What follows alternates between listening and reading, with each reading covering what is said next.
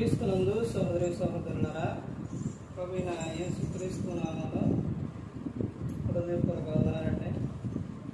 ముందుగా ఇంత మంచి సమయాన్ని ఇచ్చిన తండ్రి అయిన దేవునికి ప్రభువైన క్రీస్తు ద్వారా కృతజ్ఞతాస్తుతులు చెల్లిస్తున్నానండి. అందరూ బాగున్నారండి. వాక్యం చదువుకొని ప్రార్థన చేసుకున్న తర్వాత పాఠంలోకి కడదామండి. యోహాను గారు రాసిన సువార్త 16వ అధ్యాయం 13వ వచనం. అయితే ఆయన అనగా సత్యస్వరూపైన ఆత్మ వచ్చినప్పుడు మిమ్మల్ని సర్వసత్యంలోనికి నడిపించాడు. ఆయన తనంతట తానేమీ బోధింపక వేటిని వినును వాటిని బోధించి సంభవింపబోవు సంగతులను మీకు తెలియజేయను. ప్రార్థన చేసుకుంటాం. పరలోకమందున్న మా తండ్రి, పరిశుద్ధ ప్రేమ గల తండ్రి, గొప్ప తండ్రి, యెహోవా తండ్రి, ప్రియకుమారుడు యేసుక్రీస్తు ప్రభువారి ద్వారా కృతజ్ఞతాస్తుతులు చెల్లిస్తున్నాం నాయన. ఈ రాత్రి వేళ మా అందరితో మాట్లాడమని మా ప్రభువైన యేసుక్రీస్తు నామమున వేడుకుంటున్నాం తండ్రి. ఆమేన్. ప్రభువైన యేసుక్రీస్తు నామములో హృదయపూర్వక వందనాలండి. దేవుని కుమారుడు యేసుక్రీస్తు ప్రభువారి లోకానికి వచ్చిన తర్వాత పరలోక రాజ్యం సమీపిస్తుంది కనుక మారు మనసు పొందమని ప్రకటింప మొదలుపెట్టే అంశం. నీవు పరిశుద్ధాత్మను మోస్తున్నావా? నీవు పరిశుద్ధ ఆత్మను మోస్తున్నావా? మోయడం అంటే మోయడం. పరిశుద్ధాత్మని మోయటం అనగా అర్థమేంటి? పరిశుద్ధాత్ముని మోయటం అని అంటే పరిశుద్ధాత్ముడు అనగా పరిశుద్ధుడు అని అర్థం. అంటే పరిశుద్ధాత్ముడిని మోస్తున్నామంటే ఆయన కలిగి ఉన్న విధానం ఏంటంటే, ఆయన చెబుతున్న విధానం ఏంటంటే, ఇదిగో నువ్వు ఎలా ఉండాలన్నదే పరిశుద్ధాత్ముడు చెబుతున్నారనమాట. అంటే ఆయన చెప్పే లక్షణాలు ఏంటంటే, ఎలాంటి లక్షణాలు ఆయన చెబుతారు అని అంటే, ఇక్కడ యేసుక్రీస్తు ప్రభువారు చెబుతున్న విషయం ఎలాంటి విషయం చెబుతున్నారో చూడండి. యోహాను గారు రాసిన సువార్త 16వ అధ్యాయం 13వ వచనం. అయితే ఆయన అనగా సత్యస్వరూపైన ఆత్మ వచ్చినప్పుడు మిమ్మును సర్వసత్యములోనికి నడిపించును. పరిశుద్ధాత్ముడు ఆయన పని ఏంటంటే మనలను సర్వసత్యములోనికి నడిపిస్తుంది. ఆయన తనంతట తానేమీ బోధింపక వేటిని వినును వాటిని బోధించి సంభవింపబోవు సంగతులను మీకు తెలియజేయును. సంభవింపబోవు సంగతులను తెలియజేస్తారనమాట పరిశుద్ధాత్మ. అంటే పరిశుద్ధాత్ముడు నువ్వు మోస్తున్నావు అని అంటే, పరిశుద్ధాత్ముడు నీలో ఉండి పరిశుద్ధాత్మ మాటలు నువ్వు వింటే సంభవింపబోవు సంగతులు ఆయన చెబుతారు. అంటే నువ్వు ఏం ఆలోచిస్తావు అని అంటే, పరిశుద్ధాత్మను నువ్వు మోస్తుంటే ఆయనను దింపకుండా, అంటే దింపడం అంటే ఇప్పుడు ఏదైనా మోస్తున్నాం అనుకోండి, కొంచెం బరువు అయింది అనుకోండి, తీసి పక్కన పెడతాం. అలాగే పరిశుద్ధాత్ముడిని మనం మోస్తున్నామని అంటే మనలో ఉండవలసిన లక్షణాలు కానీ మనలో మనం కలిగి ఉన్న విధానం ఎలా ఉంటుందని అంటే, పరిశుద్ధాత్ముడు సంభవింపబోవు సంగతులు ఆయన చెబుతాడు. అప్పుడు నువ్వు పరిశుద్ధాత్మను మోస్తున్నావనంటే, మోస్తుంటే నీకేమర్థమవుతుంది అని అంటే, ఇదిగో ఈ లోకం శాశ్వతం కాదు, శాశ్వతమైన లోకం ఉంది, పరలోకం. నేను ఆ లోకానికి వెళ్ళాలి, నేను ఈ లోకంలో పరిశుద్ధంగా జీవించాలి. ఇదిగో రాకడ సమయం అది భయంకరంగా ఉంటుంది అని నీకు అర్థమైపోతుంది. అసలు భూ సంబంధమైన విషయాల మీద నువ్వు మనసు అనేది పెట్టవు. మొత్తం పరలోక సంబంధమైన ఆ విషయాల మీదే నువ్వు మనసు పెట్టు. ఆయన మనకు బోధిస్తారు. ఎవరి గురించి అని అంటే యేసుక్రీస్తు ప్రభువారి గురించి బోధిస్తారు. పరిశుద్ధాత్మను నువ్వు మోస్తుంటే పరిశుద్ధాత్మను చెప్తున్న విషయం ఏంటంటే, ఇదిగో నువ్వు ప్రేమ కలిగి ఉండాలి అని. ఆ ప్రేమ ఎవరి ప్రేమ అంటే క్రీస్తు ప్రేమ కలిగి ఉండాలి. ఉండాలి అని. యేసుక్రీస్తు ప్రభువారు కలిగి ఉన్న ప్రేమ, ఆయన చూపించిన ప్రేమ, ఆ బాటలో నువ్వు నడవాలి అని పరిశుద్ధాత్ముడు నీకు గుర్తు చేస్తాడు. పరిశుద్ధాత్ముని నువ్వు మోస్తున్న సమయంలో మోస్తూ ఉంటే నీకు ఏం తెలుస్తుంది అని అంటే, ఆయన నీలో ఉన్నప్పుడు నీకేం అర్థమవుతుంది అని అంటే, ఇదిగో నిన్ను వలె నీ పొరుగు వారిని ప్రేమించమని యేసుక్రీస్తు ప్రభువు చెప్పారు. ఆ విధంగా నేను ప్రేమించాలి అని నీకు అర్థమవుతుంది. ఇదిగో పూతు మాటలు మాట్లాడకూడదు, వ్యర్థమైన మాటలు రాకూడదు, పోకిరి మాటలు రాకూడదు, ఆరాధనకు వెళ్ళాలి, నేను దేవుని స్తుతించాలి, ఆయనలోనే ఉండాలి, ఆయన ఆలోచన కలిగే ఉండాలి, నేను పరిశుద్ధంగా ఉండాలని నీకు అర్థమవుతుంది. ఎప్పుడు పరిశుద్ధాత్మను నువ్వు మోస్తూ ఉన్నావు అంటే నీ మీద ఉండనమాట మొత్తం. ఇక ఆయన నీలోనే ఉండనమాట, ఇక నువ్వు మోస్తున్నావు అనమాట. అదే నువ్వు అమ్మో నేను తట్టుకోలేను, ఈ బరువు తట్టుకోలేను, నేను ఇది పడలేను, నేనేడ మోస్తానని నువ్వు పక్కన దింపితే, పక్కన పెట్టేస్తే అప్పుడు నీ పరిస్థితి ఎలా ఉంటుందంటే, పరిశుద్ధాత్ముడు నీలో లేకపోతే పక్కన పెడితే అప్పుడు నువ్వు ఎలా ఉంటావు అనంటే, నీలో కోపం వచ్చేసింది, ద్వేషం వచ్చేసింది, అబద్ధాలు వచ్చేస్తాయి, నువ్వు చేయరాని తప్పులు. దేవుడు నిన్ను భ్రష్ట మనసుకి, దేవునికి నువ్వు చోటు ఇవ్వలేదుగా, దేవుడు నిన్ను భ్రష్ట మనసుకు అప్పగించాడు. నీలో అప్పుడు పరిశుద్ధాత్ముడు ఎక్కడ ఉన్నాడు, నువ్వు ఎక్కడ పెట్టిను, నువ్వు ఎక్కడ ఉండు, కొంచెం సేపు ఇక్కడ ఉండు, కొంచెం సేపు అని నువ్వు పక్కన దింపిన తర్వాత పక్కన పెడితే నీ పరిస్థితి ఆ క్షణంలో ఎలా ఉంటుందని అంటే, నువ్వు గొడవకి వెళ్ళిపోతావు, లేకపోతే ఆడ మీద ఇళ్ళ మీద నిందలో, లేకపోతే రకరకాలుగా నీ పరిస్థితి వెళ్ళిపోతుంది. అలాంటి విధానానికి నువ్వు వెళ్ళిపోతావు అనమాట. అదే పరిశుద్ధాత్మని నువ్వు మోస్తూ ఉంటే, పరిశుద్ధాత్ముడు అబద్ధాలు ఆడనేయడు, దొంగతనాలు చేయనేయడు, వ్యభిచారించనేయడు, తప్పుడు చూపులు చూడనేయడు, లేకపోతే ఏదైనా ఒక ఆలోచన వచ్చినా కానీ ఆయన ఏం చేస్తారో, ఇదిగో ప్రార్థన చేసు, దేవునికి చెప్పు, ఆలోచనలు తప్పుడు ఆలోచనలు పోతాయి అని పరిశుద్ధాత్మ దేవుడు చెప్తున్నాడు. ఇంకా ఆయన చెప్పే విషయాలు చాలా విషయాలు ఉన్నాయి. నీలో ఏదన్నా ఒక తప్పు ఉంది అని అంటే దాన్ని ఒప్పింపజేసి నిన్ను పరిశుద్ధపరుస్తూ పరిశుద్ధాత్మ దేవుడు.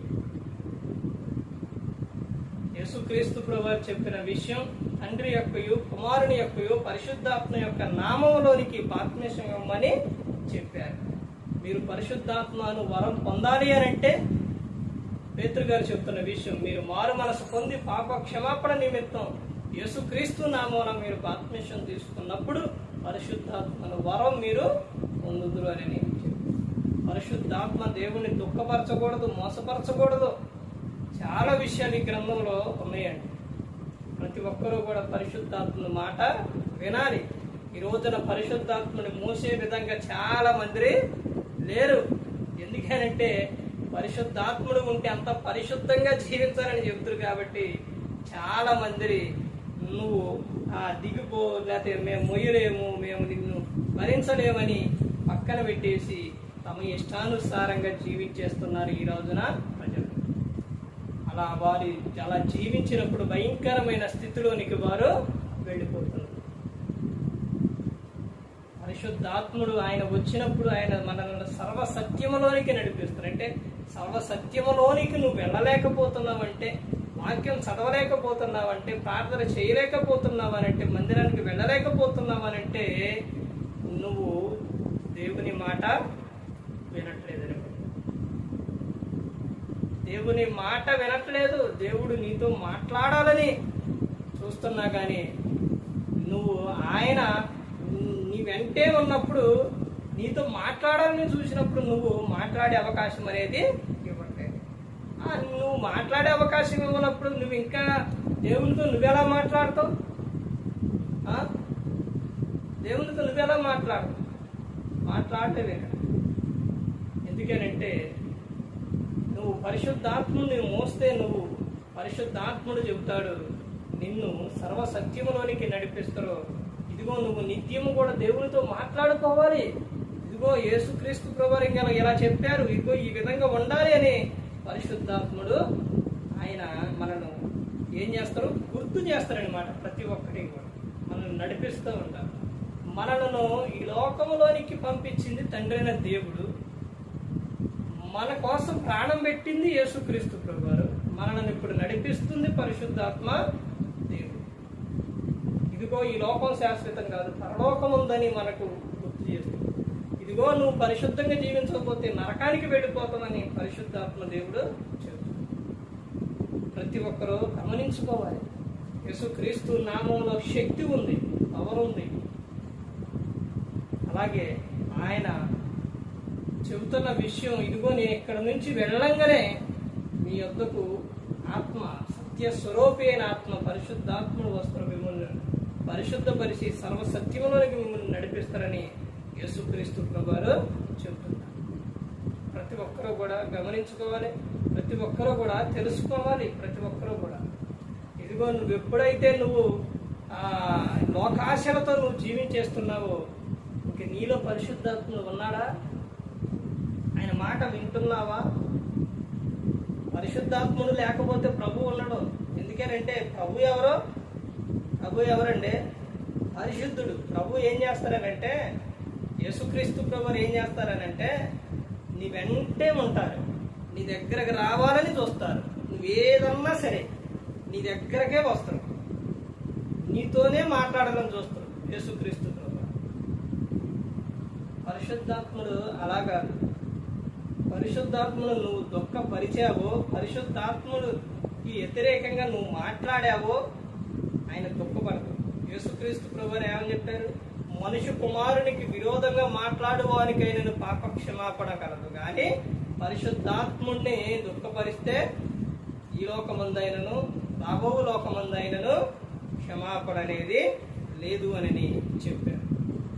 ఇప్పుడు యేసుక్రీస్తు ప్రభువారు మనలోకి రావాలి అని అంటే, మన హృదయంలోనికి రావాలి అని అంటే మనం ఎలా ఉండాలి అని అంటే పరిశుద్ధంగా. అలా పరిశుద్ధపరిచేది ఎవరు అని అంటే పరిశుద్ధాత్మ దేవుడు. పరిశుద్ధాత్మ దేవుడు మనలను పరిశుద్ధపరిచిన తర్వాత యేసుక్రీస్తు ప్రభువారు మన హృదయంలోనికి వచ్చి ఆయన నివాసం చేస్తారన్నమాట. అంటే నువ్వు ఇప్పుడు పరిశుద్ధాత్మను మోయకుండా, అంటే నీ మీద ఉంచకుండా నువ్వు పక్కన పెట్టేస్తే, నువ్వు దింపేస్తే నీ పరిస్థితి ఎలా ఉంటుందో ఒక్కసారి ఆలోచించు. తర్వాత నువ్వు ఎన్ని కేకలు పెట్టినా ఏం ప్రయోజనం? ఒక్కసారి ఆలోచించు. ఒక విషయం ఏంటంటే, ప్రతి ఒక్కరూ కూడా కుటుంబంలోనైనా, బయట ఉన్న వ్యక్తులైనా, సంఘంలోనైనా, ఎక్కడైనా కానీ ప్రతి ఒక్కరూ కలిగి ఉండవలసిన విషయం ఏంటంటే, నీ మట్టుకు నువ్వు జాగ్రత్తగా ఉండు. నీ మట్టుకు నువ్వు జాగ్రత్తగా ఉండు. మా ఆయన చుట్టూ తాగుతారంటే, బీడీలు తాగుతారంటే, మా ఆయన మందు తాగుతారండి, మా ఆయన తిరిగిపోతండి, మా ఆయనకి లేని అలవాటు అంటూ ఏదీ లేదండి, ఇంక నేను ప్రార్థనకి ఎందుకండి అని అంటారు. మరి మీ ఆయన నరకానికి పోతావు, నువ్వు నరకానికి వెళ్ళిపోతావా? ఇద్దరు ఆడ కూర్చొని రాండి యోసాని అని పాట పాడతారా? లేదా అల్లెలో స్తుతి మహిమ అని పాట పాడతారా? అక్కడ ఎలా ఉంటుందో తెలుసా? నరకం బహు భయంకరంగా ఉంటుంది. మీ ఆయనకి ఆయన అలవాట్లు ఉన్నా నువ్వు నీ మట్టుకు నువ్వు జాగ్రత్తగా ఉండి, అవిగే నాబాల్ని ఎలా మార్చింది? ఆయన విషయంలో ఎలా ఉంది ఆయన? ఆమె భక్తిగా ఉంది.